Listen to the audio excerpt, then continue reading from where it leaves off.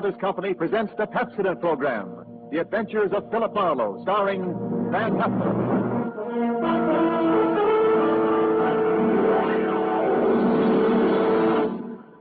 Pepsodent presents Philip Marlowe, Hollywood's famous private detective created by Raymond Chandler. Philip Marlowe, tough, cynical private eye of Murder My Sweet, the sardonic, case-hardened detective of The Brasher Doubloon, The Lady in the Lake, and The Big Sleep. You've seen him in action in all of those top-flight mystery pictures. Now, in order that you may continue to enjoy this exciting mystery series, Pepsodent brings you The Adventures of Philip Marlowe on the air with a cast of noted radio players and starring MGM's brilliant and dynamic young actor, Van Heflin.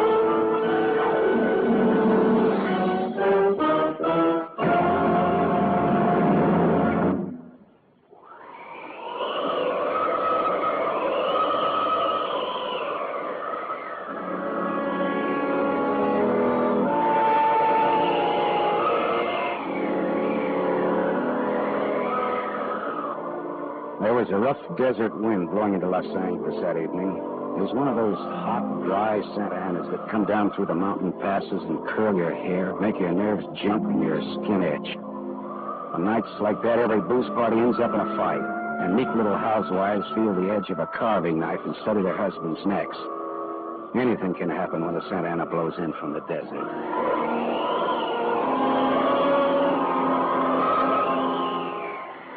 I closed up my office early. I got tired of reading Philip Marlowe, private investigator, backwards in the ground glass of my office door.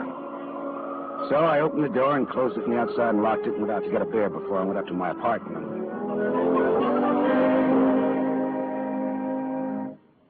Fill her up again, Mr. Marlin? Marlowe. Marlin is a fish. Yeah, I know. Hey, you bartender. Come in on a ride. Drunk again. What'd you expect in this business? Autograph hounds? Make it snappy, yeah? Be right with you, sport. I gotta draw this man a beer. Crying out loud, these stumble bums that come in here. You got another customer, Bacchus? Hey, Bud. You seen a lady in here lately? A lady? Tall, good-looking, brown hair, a print bolero jacket, and a blue silk dress. No, sir. No, sir. Nobody like that's been in. All right, straight scotch, fast. I left my engine running out there. Yes, sir. Yes, sir. This slick-looking, sarcastic guy stepped up to the bar and drank his scotch whole. Then he turned to go out, and he stopped. The drunk was grinning at him. And then, without changing his grin, the drunk swept a gun from somewhere so fast it was just a blur coming out. Made a couple of hard snaps, and a little smoke curled. Very little. All right, show other guys. Don't move. So long, Waldo. All right, don't move, you two. Poor Waldo. But I made his nose bleed. So long, boys. Drink up. All right, get on that phone, kid. I'll get his license number. Holy smoke. Holy smoke. Not too late. Drove away with this dead guy's car. Maybe he ain't dead. He's dead, all right. Where's your phone? This is for the police.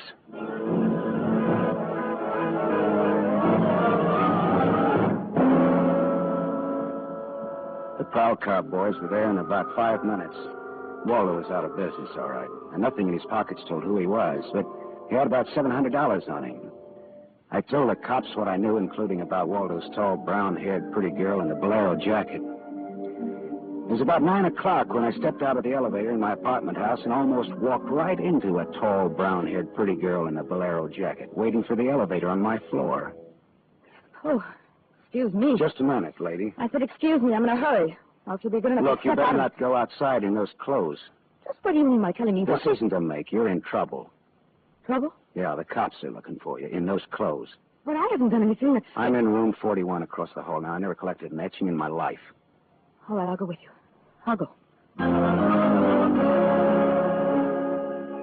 I got to my room and rustled up some scotch and soda and brought the girl her glass. She had a small automatic in her hand. It jumped up at me, and her eyes were full of panic. I put down both glasses on the table slowly so that I wouldn't be misunderstood. Look, sister, maybe this wind has got you crazy, too. Don't move.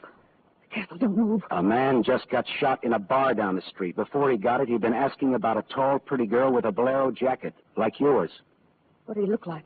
This man. Tall, 5'11", slim, dark brown eyes with a lot of glitter, dark suit, white handkerchief in the breast pocket. And he must have seen you earlier tonight to know how you were dressed. Am I getting anywhere? He used to be my chauffeur. You had an appointment with him, didn't you? Why? Listen, he asked for you, didn't he? Yes, I had an appointment with him. He'd stolen something from me when he left 3 days ago. I was going to buy it back from him. Why didn't you tell the police? I couldn't tell him. It was valuable, wasn't it? Valuable enough for Waldo to steal? $15,000. Oh, it's peanuts. But it wasn't the value. It meant something to me. The man I loved gave it to me, and now he's dead. He was a flyer shot down over chimney. I'll go back and tell my husband that. He probably hired you. He did? Well, how much is he paying me? And where is this husband of yours? He's at a meeting. This late at night? He's a very important man. He's a hydroelectric engineer. I'll let you know that my husband is one of the... Skip it. I'll take him out to lunch sometime and have him tell me himself. And about Waldo. Whatever he had on you is dead stock now, like Waldo himself. He's dead. Waldo's dead? Yes, sister, he's dead. Dead, dead, dead. Lady, he is dead. Oh. Now scream and I'll give you 2 black eyes. I'm not going to scream. Who would that be? There's a dressing room behind that door. Hide there. Now, don't argue with me. Do it. She's all right.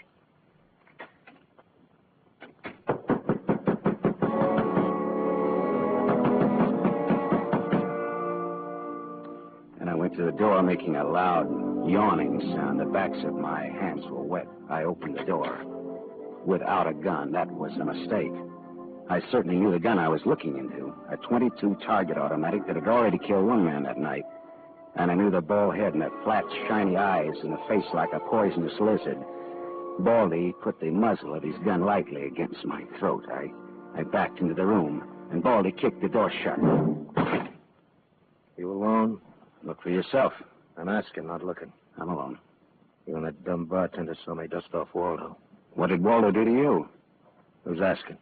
Just making conversation. He stood on me on a bank job we did together. Got me 4 years in Michigan pen. How is he?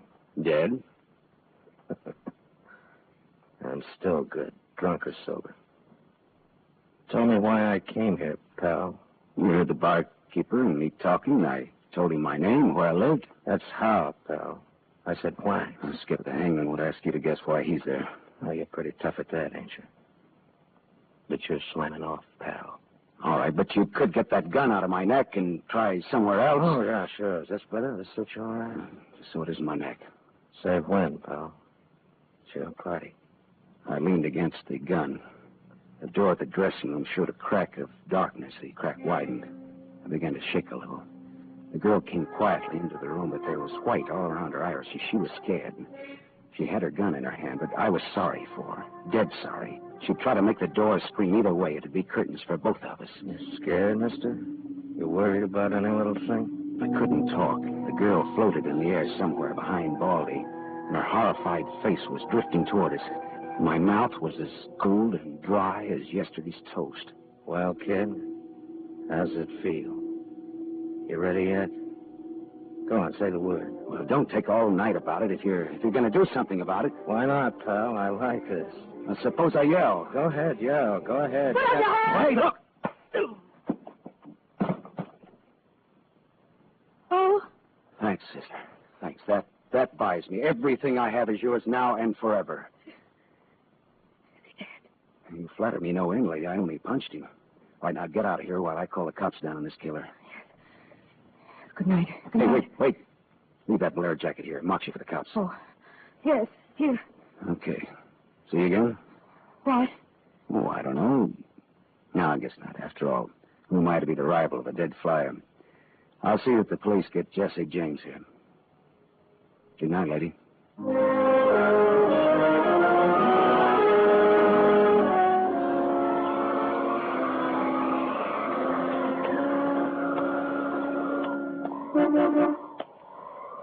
Yeah? Mean me? Yes, please. Oh, you. Again, huh? Sit in. I must talk to you. You want to know what happened at headquarters, huh? Yes. Well, I went down there with the law and gave him the story. I left you out of it. Thank you. You saved my life, so no one knows a thing about you. Well, incidentally, neither do I. Well, my name is Mrs. Frank Bosserly. 212 Fremont Place, Olympia 24596. Is that what you want? I guess so. Well, There he is. Now, why did you really come back? I wanted my pearls. Pearls? Yes. Pearls, too, huh? All right. Tell me about the pearls.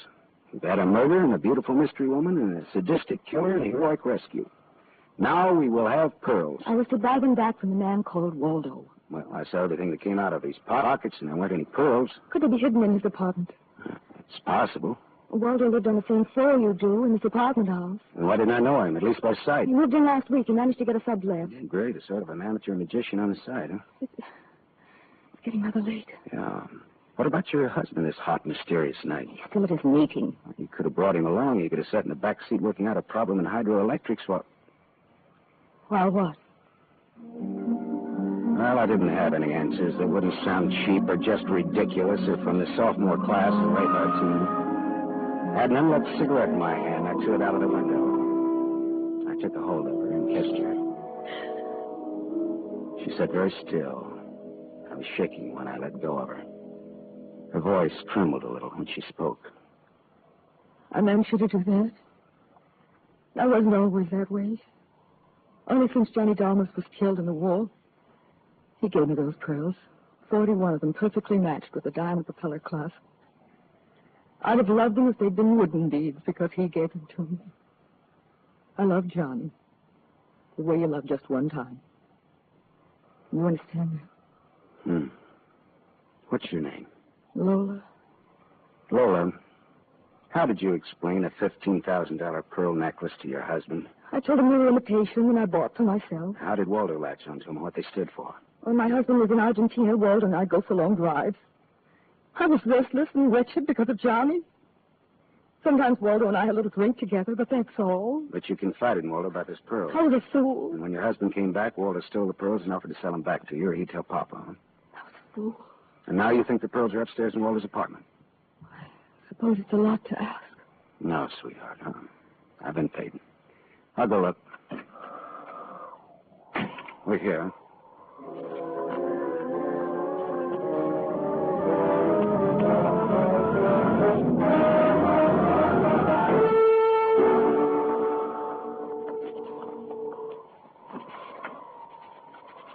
Was the gun on, Lola? No. No? No. No pearls? No pearls. Oh. There was a man in Waldo's room. Man? Who? You know a man named Leon Bostanos? Not by name. I don't know. Mexican, South American, about 45, small, iron gray hair, very neat, fawn-colored suit, wine-colored tie. No, I don't think I know such a man. Is he the one in Waldo's room? Yeah. What does he have to say? Very little. In fact, nothing. He's dead.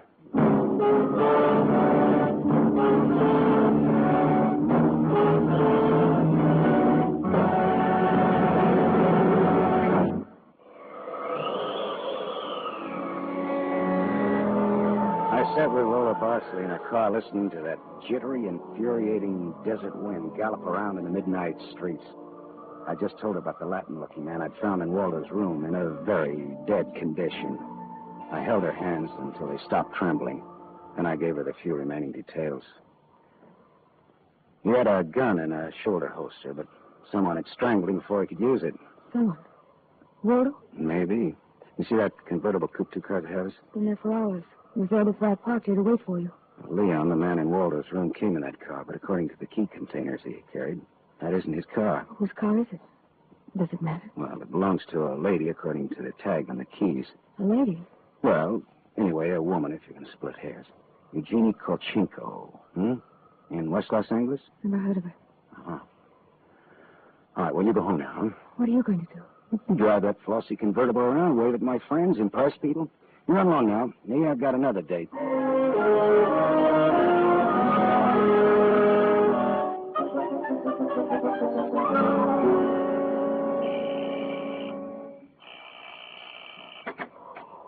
Yes? What is it, please? Miss Eugenie Kolchenko, Yes? What is it? did you lose or misplace a pigeon gray convertible coupe? What are you saying? Now, don't be alarmed. I found it, and I brought it home to you. Come in, please. This is a reward you wish. Shall we say... Snap out of it, Dragon Lady. Who was he? Oh, what's The little guy, Leon. You loaned your car to. He's dead. Who was he? Oh, no, no. Oh, yes, yes. Eugenie. Darling, come here, please. What's the matter, honey? Who is this man? I came about Miss Kolchenko's car. What about her car? The gentleman who borrowed it couldn't return it on account of he isn't alive. She's dead. Darling, she's dead. Well, that's putting it more bluntly, of course.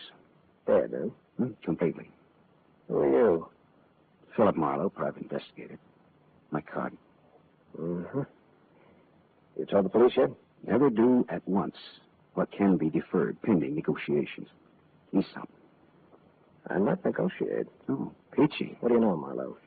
A man named Waldo was shot in a bar tonight. I happened to have the inside as to who he was, and when I visited his apartment tonight, I found this Leo Balsanos dead. He wouldn't have had $500 in 20s on him, would he? No, but this Waldo had over $700 on him when he was killed at that cocktail bar, mostly in 20s. Hmm. Is there a basis there for negotiations yet? Very well, Marlowe. I'm a married man. There were certain unpaid bills for some stuff Miss Kolchenko here had charged to my account. But you told me I might charge to your account. All right, so I wasn't very bright. That might be the understatement of the decade, but go on. I had the unpaid bills safely in my briefcase. Somehow this Waldo had a chance to steal the briefcase. I hired Leon and gave him $500 to buy back those bills from Waldo. Instead, Waldo took Leon's dough and was forced to kill Leon in the process. And then he went out to keep another date and accidentally walked into an old pal hostile enough to blow him down.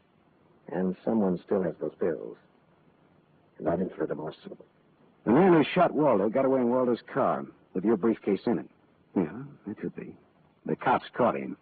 Oh. And the police have the briefcase. Maybe. But the police are interested in solving crime, not in tossing mud for the benefit of sensation eaters. Look, I've got a friend or two at headquarters. Let me see what I can do. It's worth $500 to me. Well, then that's what it'll cost you. Well, good luck. And, thank you, Mr. Marlowe. Philip Marlowe, remember? My name is Frank Barcelay. Barcelay. Oh. What does that mean? The big hydroelectric engineer? Yeah. How did you know? My voices tell me. Who? Darling, this man is manifestly insane. It's the heat, Miss Kolchenko. It's the Santa and it's the desert wind. May I use your telephone?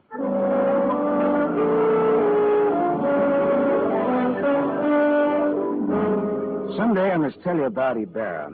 Salt of the earth, Ibarra, detective lieutenant over Central Homicide. I phoned Ibarra from Miss Kolchenko's house and told him where he could find a well-dressed cadaver named Leon and furnished a few small details. I gave Ibarra time to check my tip, and then I went down to see the good lieutenant and told him why I'd been up in Waldo's room, only to find Leon instead of a certain lady's string of pearls. Pearls, eh? Well, I thought Waldo might have them up there. Whose pearls were they? A lady's. Go on. Or they might have been in Waldo's car that Waldo's killer drove away in. Yeah. Well, what, yeah? They might have. Also a batch of unpaid bills charged to the account of a certain Frank Barcelay? Yeah. Uh-huh. Well, now, the police aren't interested in domestic scandal. They want to prevent or to solve crime, right? So? So I've got $500 for the police fund if those pearls and those bills are returned to their rightful owners. Quit your kid. No, it's a valuable necklace. Yeah? There's your necklace. That's it. 41 pearls, perfectly matched diamond propeller clasp. That's it. That's the one. Take it away, Morrow. On the level? Just tell me straight what it's all about, all that. Sure. Well, this Waldo was blackmailing a wife with the pearls, and her husband with the bills, by the name of Barcelay. Well, Barcelay sent Leon to get the bills from Waldo. Instead, Waldo killed Leon, then stepped out and happened to get shot by that guy at the bar. Now, if Barcelay's name stays out of the paper, I get $500, and that goes to the police fund. We'll keep him out. Well, now, I'm not in this case for money. I just want to get back the bills and the pearls. As you say, Morrow, the police aren't in business to sling mud. Well, you can deliver the pearls to the lady yourself if you like. She lives at... No, Morrow. You better take them to her. You see, except for the diamond propeller clasp on them, they're phony. Phony? But... All but the clasp, Morrow. All but the clasp.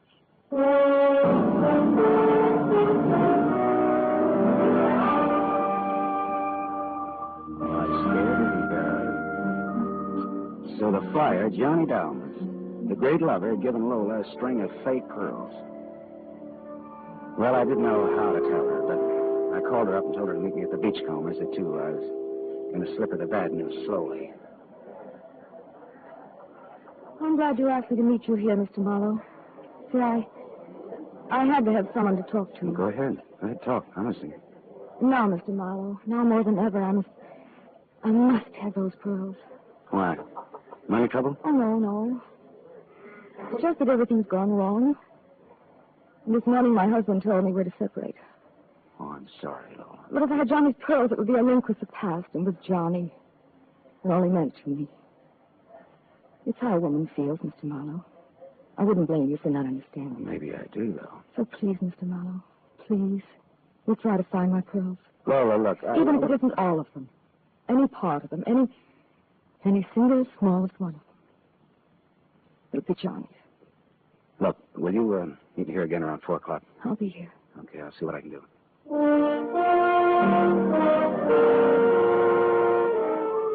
There was only one earthly decent thing I could do. I took Lola's glass pearls to a jeweler, and I had him take off the diamond clasp, put her on one of those strings of so-called simulated pearls that they sell you for $3, tax included. Then I went back to keep my 4 o'clock date with Lola at the Beachcombers. Well, Mr. Marlowe, anything new? Yes, the police found some pearls in Waldo's car. They found my pearls? No, not exactly. Not exactly. Well, Waldo was getting set to jail, Lola. He had the diamond clasp of your necklace attached to a string of cheap imitations. And then he sold the real pearls. Oh, how... Oh. These are the imitations here. Yes. But it is my clasp. The clasp is real. Is that all right? Yes, it's the clasp that Johnny Dalmas gave me. Of course it's all right. Oh, that's swell. Thank you so much, Mr. Marlowe. Forget it. I won't. Not if... But is this goodbye? Yeah, I think so. You'll never get over Johnny Dalmas, will? If anybody ever bothers you again, though, well, let me know. Name's Philip Marlowe.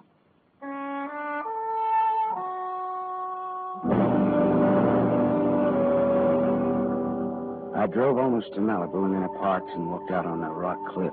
Then I reached in my pocket and dug out the string of Bohemian glass pearls that Lieutenant Ibarra found in Waldo's car. I cut the knot at one end and slipped the pearls off one by one. One by one, I flipped them into the water. The gull swooped down on them, and they flapped up again, screaming indignantly. The phony pearls had fooled Waldo and Lola Barsley, but they couldn't fool a seagull. I said to myself, to the memory of Johnny Dalmas, just another four-flusher. I listened a while to the wheeling seagulls. All at once I realized that the wind had died. The Santa Ana had blown itself out. The red wind was done. It was over.